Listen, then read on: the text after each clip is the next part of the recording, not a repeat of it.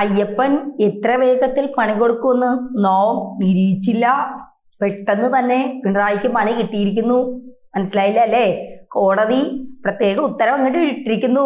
പിണറായിയും അയ്യപ്പനെ കട്ട, അയ്യപ്പന്റെ സ്വർണ്ണപ്പാളികൾ കട്ട, എല്ലാവരും അങ്ങോട്ട് കുടുങ്ങും. അത്ര തന്നെ. ഇത്ര പെട്ടെന്ന് അയ്യപ്പ നീ പണി കൊടുക്കുമെന്ന് ഞാൻ അറിഞ്ഞില്ല. എല്ലാം അയ്യപ്പന്റെ മായകൾ. അതായത് ഇന്നലെ നടേശൻ ചേട്ട പറയുന്നതായിട്ട് ആഗോള അയ്യപ്പ സംഗമം കഴിഞ്ഞപ്പോ തന്നെ കണ്ടില്ലേ കള്ളന്മാരൊക്കെ പുറത്തു വരുന്നത്. ശരിയാണ്, കള്ളക്കളികളും കള്ളന്മാരും ഒക്കെ ഉടൻ തന്നെ അയ്യപ്പ പമ്പയിൽ വ്രതം എടുത്തൊക്കെ പോവേണ്ട അടുത്ത് വ്രതം പോലും എടുക്കാതെ വലിയ വലിയ ആഡംബര ഹോട്ടലുകളിൽ അയ്യപ്പ സംഗമത്തിന് വന്നവരെയൊക്കെ സർക്കാരിന്റെയും ജനങ്ങളുടെ നികുതി പണത്തിലൊക്കെ താമസിപ്പിച്ച് കൊട്ടി ആഘോഷിച്ച് ആഗോള സംഗമം നടത്തി എത്തി ചന്തി ഒന്ന് കസേരയിൽ ഉറപ്പിക്കും മുമ്പേ ദേ പണി വന്നു. ഉണ്ണികൃഷ്ണൻ പോറ്റി വരുന്നു. അയ്യപ്പന്റെ ദ്വാരപാല വിഗ്രഹപ്പാളുകൾ സ്വർണം പൂശിയത് ചെമ്പ് പൂശിയത്, ചെമ്പ് പൂശിയത് സ്വർണം പൂശി, സ്വർണം പൂശി ചെമ്പ്, എങ്ങനെയൊക്കെ നോക്കിയിട്ടും 50 കാണാനില്ല. ഇപ്പോ ഹൈക്കോടതി അയ്യപ്പന്റെ ഇതിൽ വന്നിരിക്കുകയാണ്. ഹൈക്കോടതി 8ന്റെ പണി കൊടുത്തിരിക്കുകയാണ്. അതായത് ഹൈക്കോടതി ശബരിമലയിലെ സ്വർണ്ണപ്പാളി വിവാദത്തിൽ അന്വേഷണത്തിന് പ്രത്യേക പോലീസ് സംഘത്തെ നിയോഗിച്ചിരിക്കുകയാണ് ഹൈക്കോടതി. വിത്ത് സലൂട്ട് ഹൈക്കോടതി. ക്രൈംബ്രാഞ്ച് മേധാവി എച്ച് വെങ്കടേഷിനാണ് അന്വേഷണത്തിന്റെ മേൽനോട്ട ചുമതല. SPS ശശിധരന്റെയും നേതൃത്വത്തിലായിരിക്കും അന്വേഷണം. സൈബർ ടീം അടങ്ങുന്ന പ്രത്യേക സംഘമാണ് അന്വേഷണം നടത്തുക. അന്വേഷണം രഹസ്യമായിരിക്കണം. അതായത് അന്വേഷണ ഉദ്യോഗസ്ഥരെ ആരെങ്കിലും സഹാക്കന്മാര് ചാക്കിട്ട് പിടിച്ചത് ഹൈക്കോടതി അറിഞ്ഞാൽ അവന്റെയൊക്കെ ആപ്പീസ് ഹൈക്കോടതി തന്നെ പൂട്ടും എന്നുള്ളതാണ് ഇവിടെ മനസ്സിലാക്കേണ്ടത്. അപ്പോ അന്വേഷണം രഹസ്യമായിരിക്കണമെന്ന് കോടതി നിർദ്ദേശിച്ചിട്ടുണ്ട്. 1 മാസത്തിനുള്ളിൽ റിപ്പോർട്ട് സമർപ്പിക്കണം.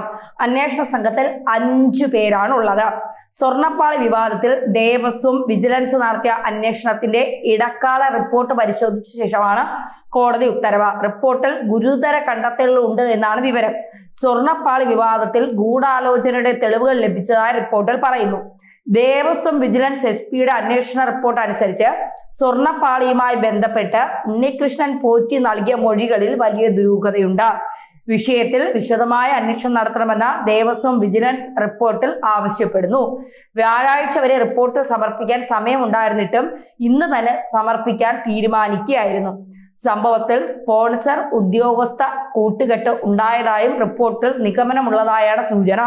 സ്വർണ്ണപ്പാളിയുമായി ബന്ധപ്പെട്ട അന്വേഷണത്തിൽ ഉദ്യോഗസ്ഥർ ഒഴിഞ്ഞുമാറുന്ന നിലപാടാണ് സ്വീകരിക്കുന്നതെന്ന് വിജിലൻസ് കണ്ടെത്തി. 2019 ചെമ്പെന്ന് രേഖപ്പെടുത്തിയത് ധാരണാപ്പിഴമെന്നാണ് സ്വർണ്ണാഭരണ വിഭാഗത്തിലെ ഉദ്യോഗസ്ഥരുടെ മൊഴി.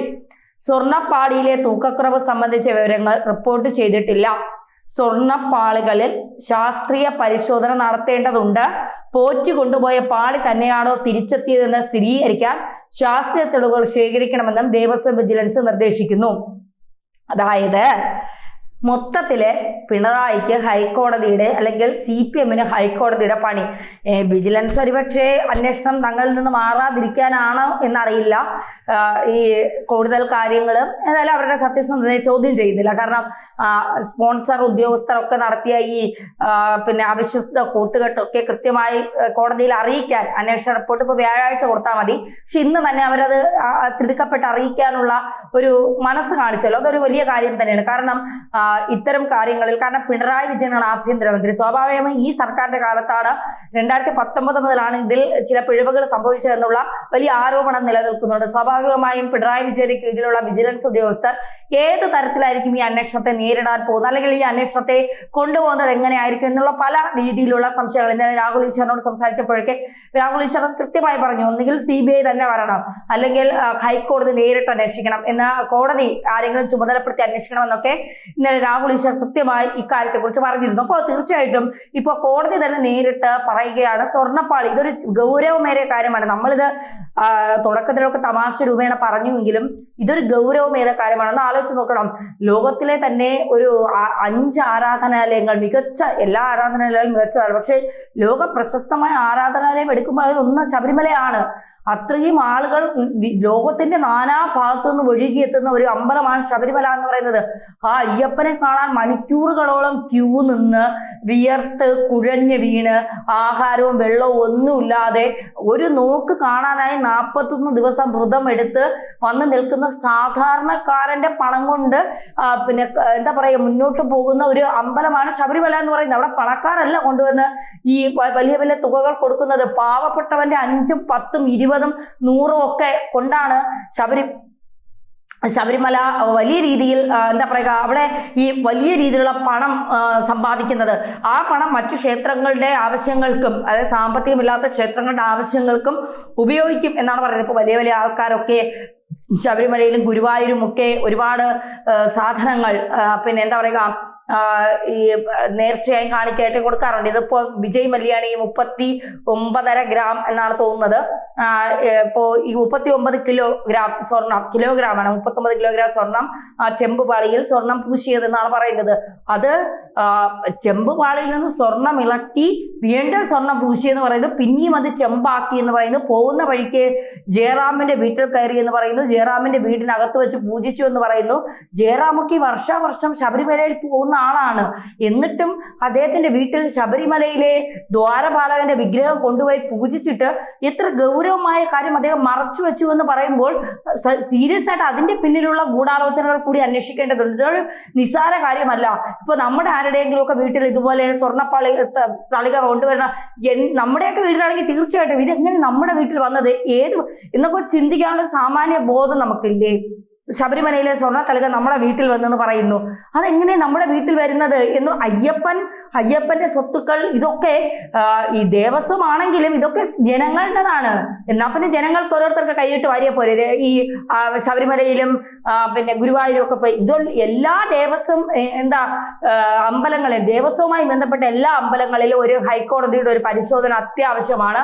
ഹൈക്കോടതി ഒരു പ്രത്യേക സംഘത്തെ നിയമിച്ച് എല്ലാ ഗുരുവായൂരാണെങ്കിൽ പോലും ഈ ഓഡിറ്റിംഗ് ഒക്കെ നടത്തി കൃത്യമായ ഒരു അന്വേഷണം ഉണ്ടാകണം ഹൈക്കോടതിയുടെ ഭാഗത്ത് നിന്ന്. കാരണം വരുമാനം വരുന്ന ക്ഷേത്രങ്ങളിൽ ഈ കൈയിട്ട് വാരൽ ഭയങ്കര കൂടുതലാണ്. കാരണം ഈ വർഗീയത പറയുന്നതല്ല, ഒരു മതത്തെയും പറയുന്നതല്ല. പക്ഷെ ക്രിസ്ത്യാനികൾക്ക് അവർക്ക് അവരുടേതായ ചില ചട്ടക്കൂടുകളുണ്ട്. ആ ചട്ടക്കൂടുകളിൽ നിന്നുകൊണ്ട് തന്നെയാണ് അവരുടെ എന്താ പറയുക അവരുടെ മതത്തിലുള്ളവർ മാത്രമാണ് ഈ അവരുടെ ആരാധനാലയങ്ങൾ കൈകാര്യം ചെയ്യുന്നതും അതിന്റെ കാര്യങ്ങൾ നോക്കുന്നതും ഒക്കെ. ഇപ്പോൾ ഭഗവാന്റെ സ്വത്ത് ഭഗവാന്റെ വിശ്വാസങ്ങൾ അനുഷ്ഠിക്കുന്ന ആരും കട്ടുകൊണ്ടു പോവില്ല എന്നാണ് ഞാൻ വിചാരിക്കുന്നത്. എനിക്കറിയില്ല, പക്ഷേ പോകില്ല എന്ന് തന്നെ നമുക്ക് 100% വിശ്വസിക്കാം. പക്ഷേ പിന്നെ എന്താ പറയുക മറ്റ് പിന്നെ ഇപ്പൊ മുസ്ലിങ്ങളുടെ ഒരു മോസ്കിലാണെങ്കിൽ പോലും അവർക്ക് അവരുടേതായ ആളുകളുണ്ട്. ഭരണത്തെ ഈ എന്താ പറയുക അവർ നിയോഗിക്കുന്ന ആളുകളുണ്ട്. അവർക്കത് കൈകാര്യം ചെയ്ത് കൊണ്ടുപോകാൻ അറിയാം. ഇവിടെ ദേവസ്വം ബോർഡെന്ന് പറഞ്ഞ് വരുന്ന സർക്കാരുകൾ അതിനൊരു മന്ത്രി ഹിന്ദുവിന്റെ ആചാരങ്ങളെ എങ്ങനെയെങ്കിലും കൊണ്ടുപോയാൽ മതി. ഇത് കൈയിട്ട് വാരിയാലും ആരും ചോദിക്കില്ല, ഇത് മോഷ്ടിച്ചാലും കട്ടാലും ആരും ചോദിക്കില്ല, ഞങ്ങൾ തന്നെയാണ് ഇതിന്റെ സർവാധിപൻ. അതായത് ശബരിമലയിൽ അയ്യപ്പനല്ല സർവാധിപൻ. ആരാണോ ഭരിക്കുന്ന സർക്കാർ ദേവസ്വം മന്ത്രിയാണ് അയ്യപ്പനെക്കാളിലും മുകളിൽ.